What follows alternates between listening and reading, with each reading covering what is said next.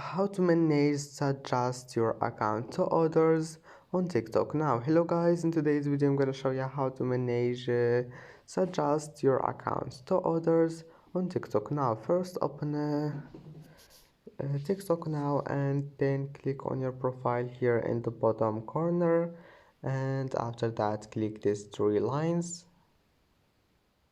and that's it. Once you're here, all you need to do just click privacy, and that's it. Here we'll find it suggest your account to others. Click on it, and here you can manage it. You can disable all of those and you can enable it if you want. And that's it for today's video. If you like this video, please don't forget to like and don't forget to subscribe, and thank you for watching this video until the end, and see you in the next video.